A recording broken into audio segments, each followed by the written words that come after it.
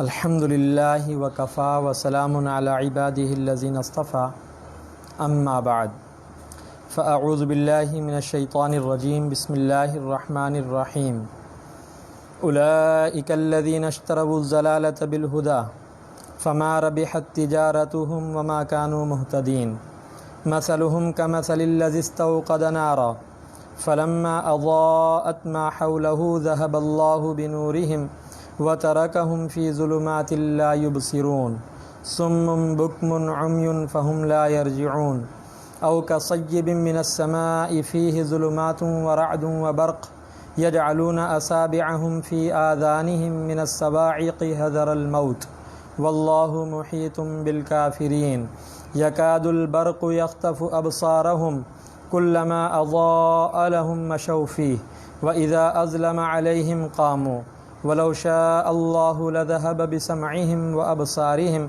ان اللہ علی کل شیء قدیر صدق اللہ مولانا العظیم اللہم صل علی سیدنا محمد وعلی آل سیدنا محمد وبارک وسلم اللہم صل علی سیدنا محمد وعلی آل سیدنا محمد وبارک وسلم اللہم صل علی سیدنا محمد وعلی آل سیدنا محمد وبارک وسلم۔ سورہ بقرہ کا دوسرا رکوع چل رہا تھا۔ اس کے پہلے حصے میں اللہ تعالیٰ نے منافقین کی خوب قباحت بیان فرمائی اور ان کے بری خصلتوں کا خوب تذکرہ کر دیا۔ اب ان کی صفاحت، بے وقوفی اور ان کی شناعت کو مثالوں سے اور زیادہ واضح کرنے کے لیے دو مثالیں اللہ تعالیٰ ارشاد فرماتے ہیں۔ اولئک الذین اشتروا الضلالۃ بالہدی، کہ یہی لوگ ہیں، یہی منافق ہیں کہ جنہوں نے خرید لیا گمراہی کو ہدایت کے بدلے میں، یعنی انہوں نے ایسی تجارت کی کہ ہدایت دے کر گمراہی خرید لی، یہ انہوں نے سودا کر لیا، بے کر لی۔ سوال پیدا ہوتا ہے، ظاہر بین نظر سوال کرے گی کہ ان کے پاس تو ہدایت تھی ہی نہیں، یہ تو منافق تھے، یہ تو گمراہ تھے، انہوں نے ہدایت کیسے دے کر گمراہی خرید لی؟ اس کا آسان جواب یہ ہے کہ اللہ تعالیٰ نے ہر انسان کی فطرت کے اندر استعدادی طور پر حق کو ودیعت کر دیا۔ فطرت اللہ التی فطر الناس علیہا، کل مولود یولد علی فطرت الاسلام۔ اللہ کے نبی علیہ السلام ارشاد فرماتے ہیں کہ ہر پیدا ہونے والا بچہ فطرت اسلام پر پیدا ہوتا ہے۔ فَأَبَوَاهُ يُحَوِّدَانِهِ أَوْ يُنَصِّرَانِهِ أَوْ يُمَجِّسَانِهِ، کہ اس کے والدین وہ اس کو یا تو یہودی بنا دیتے ہیں یا نصرانی بنا دیتے ہیں یا مجوسی بنا دیتے ہیں۔ تو انہوں نے، اللہ تعالیٰ نے ان کے اندر جو فطری طور پر صلاحیت اور استعداد رکھی تھی، جس کی وجہ سے یہ لوگ ہدایت کو قبول کر سکتے تھے، اس کے بجائے انہوں نے گمراہی کو قبول کر لیا۔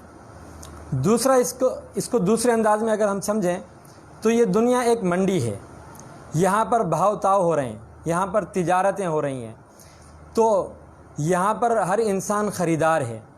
تو جب اللہ کے رسول صلی اللہ علیہ وسلم ہدایت لے کر آئے دنیا میں، تو دنیا کے اندر ہدایت بھی ہے اور اس دنیا کے اندر گمراہی کے بے وپاری بھی ہیں۔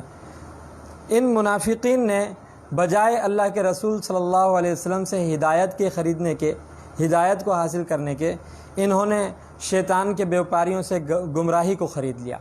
تو یہ مطلب بھی ہو سکتا ہے کہ انہوں نے ہدایت کی جگہ گمراہی خرید لی۔ فما ربحت، بہرحال نہیں نفع دیا ان کی تجارت نے، تجارتہم وما کانوا مہتدین، اور نہ یہ راہ پر ہوئے۔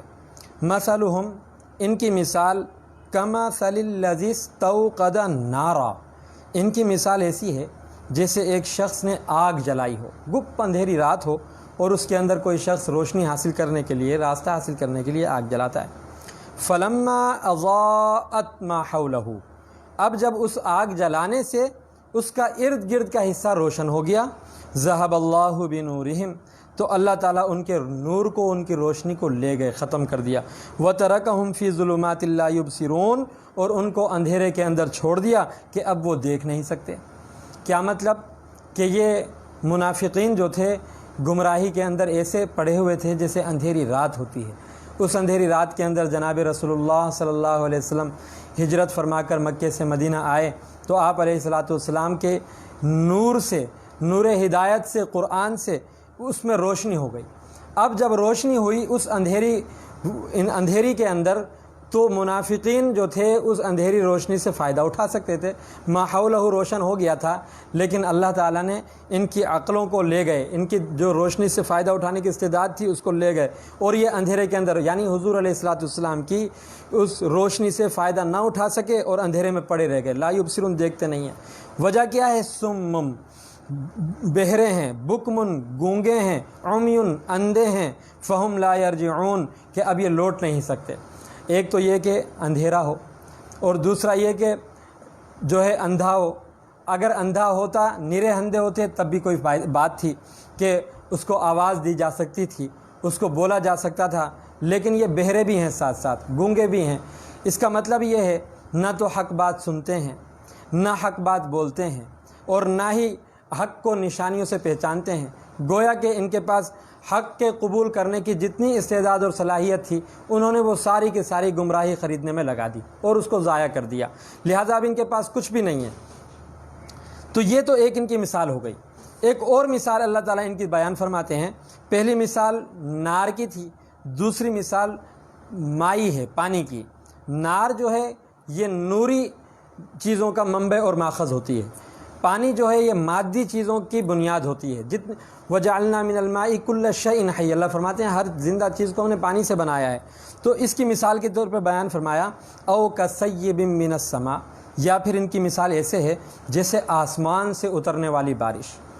بارش تو بارش ہوتی ہے، بادلوں کی بارش بھی بارش ہوتی ہے، لیکن وہ بارش جو براہ راست آسمان سے ہو، اس کی شدت اور اس کی وسعت کہ پورا آسمان اس کے لیے بارش ہے۔ تو اس میں اس کی گہرائی اور گیرائی کا بیان ہے، گویا کہ پورے عالم کے اوپر وہ چھانے والی بارش ہے۔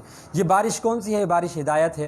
اللہ کے رسول صلی اللہ علیہ وسلم جس دین کو اور جس رحمت کو اللہ کی طرف سے لائے ہیں، وہ رحمت کی بارش، تو آسمان سے اترنے والی بارش۔ فیہ ظلمات و رعد و برق، اس بارش کے اندر اندھیریاں بھی ہیں، اس کے اندر کڑک بھی ہے، گرج بھی ہے، وہ برق اور بجلی کی چمک بھی ہے۔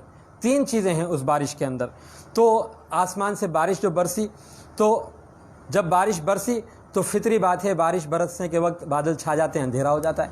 جناب رسول اللہ صلی اللہ علیہ وسلم جس زمانے میں آئے وہ زمانہ گویا کہ اندھیری زمانہ تھا، لیکن آپ علیہ السلام کے آنے سے رحمت کی بارش برسی، اور پھر رعد، گرج، چمک۔ تو جو وعیدیں ہوتی ہیں قرآن کے اندر، احادیث کے اندر، یہ نہ کرو، یہ نہ کرو، یہ نہ کرو، یہ گرج کی طرح ہیں۔ تو نفاق کے اوپر جو وعیدیں ہیں، دوزخ کی، آگ کی، ہمیشہ ہمیشہ کی، یہ گویا کہ جو ہے رعد اور گرج ہے ان کے لیے، منافقین کے لیے۔ وہ برق اور چمک بھی ہے، اس میں جو ہے خوشخبریاں بھی ہیں، اس کے اندر مال غنیمت بھی ہے، اس کے اندر خوشخبریاں بھی ہیں۔ تو منافق جو تھے خوش بھی ہوتے تھے دین اسلام کے اندر خوشخبریاں سن کر، اور ڈرتے بھی تھے جو ہے وعیدیں سن کر۔ یجعلون اصابعہم فی آذانہم، لیکن انہوں نے اپنے کانوں کے اندر انگلیاں ڈال لی، نہ تو رعد سے فائدہ اٹھایا، نہ چمک سے فائدہ اٹھایا، من الصواعق، اس آواز سے، حذر الموت، موت کے خوف سے۔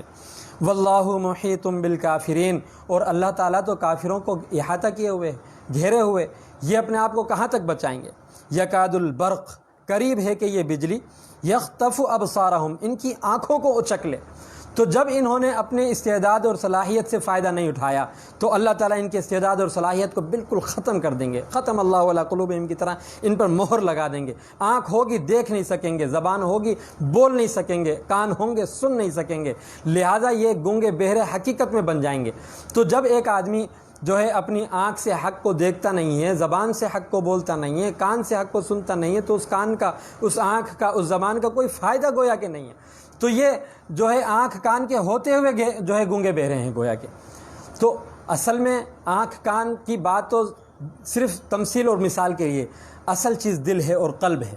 جب قلب ہی اندھا ہو جائے اور قلب ہی ناکارہ ہو جائے اور قلب ہی بیکار ہو جائے تو پھر قلب تو ماخذ ہے، تو پھر باقی دوسری ساری چیزیں ویسے ہی بیکار ہو جاتی ہیں۔ اس لیے جو ہے انسان کو اپنے دل پر محنت کرنی چاہیے، دل کا خیال رکھنا چاہیے۔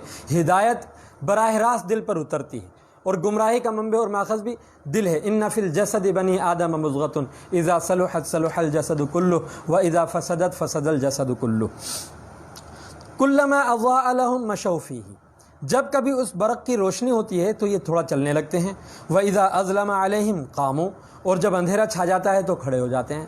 تو جب ان کو کچھ مال غنیمت وغیرہ ملتا ہے، امن و سلامتی اور اسلام کی ترقی دیکھتے ہیں تو یہ اسلام کی طرف مائل ہونا شروع ہو جاتے ہیں، اور جب جہاد کا حکم آتا ہے، کوئی سخت حکم آ جاتا ہے، قاموا، تو دوبارہ کھڑے ہو جاتے ہیں وہیں پر۔ وَلَوْ شَاءَ اللَّهُ، اگر اللہ چاہے، لَذَهَبَ بِسَمْعِهِمْ وَأَبْصَارِهِمْ، جیسا اللہ نے ان کو دل کا اندھا بہرا کیا ہے، ظاہر کا بھی اندھا بہرا کر سکتے ہیں، ان کی کانوں کو، آنکھوں کو اللہ لے جا سکتے ہیں۔ ان اللہ علی کل شیء قدیر، بے شک اللہ تعالیٰ ہر چیز پر قادر ہے، اللہ کے لیے کوئی مشکل نہیں ہے۔ لہذا نفاق کی بیماری سے انسان کو پناہ مانگنی چاہیے۔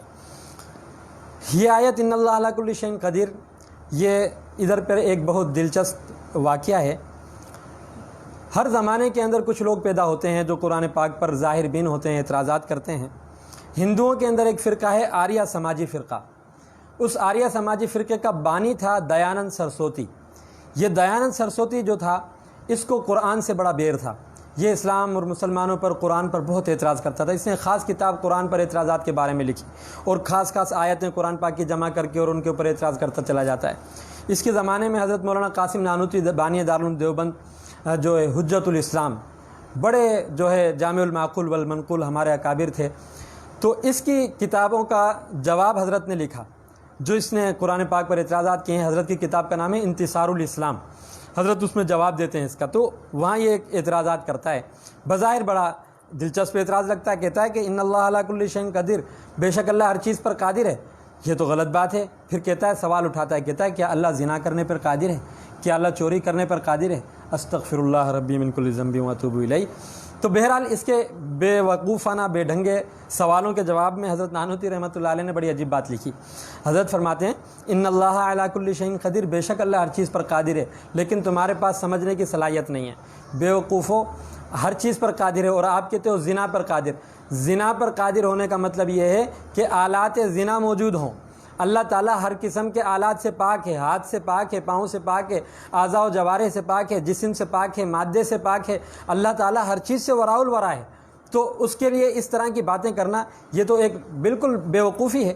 اور آپ کہتے ہو چوری کے لیے، چوری کس کو کہتے ہیں؟ چوری کا مطلب ہوتا ہے غیر کی ملکیت میں کسی چیز کو اخذ کر لینا، لے لینا، چوری چھپے طریقے سے۔ تو اللہ تعالیٰ کے لیے پہلے غیر تو ثابت کرو، غیر کی ملکیت تو ثابت کرو۔ اس کائنات رنگ و بو کے اندر، عرش سے لے کر فرش تک، تحت الثری تک، پوری کائنات میں کوئی چیز جو ہے ایسی نہیں ہے جو اللہ کی ملک سے باہر ہو، کہ جس کو اللہ لے اور ہم کہیں کہ چوری ہو گئی، نعوذ باللہ، ایسا نہیں ہو سکتا۔ لہذا ظاہر بین الفاظ ہوتے ہیں، بس عقل کے مارے ہوتے ہیں، اپنے آپ کو پتہ نہیں کیا سمجھتے ہیں، ظاہری اعتراضات ہوتے ہیں۔ اللہ تعالی ہمیں قرآن پاک کی حقانیت کو سمجھنے کی توفیق عطا فرمائے، قرآن کے نور سے مستفید ہونے کی توفیق عطا فرمائے، قرآن پاک کے پیغام کو دل سے ظاہر اور باطن کے ساتھ قبول کرنے کی توفیق عطا فرمائے، اس کو سارے عالم کے اندر پھیلانے کی توفیق عطا فرمائے۔ وآخر دعوانا ان الحمد للہ رب العالمین۔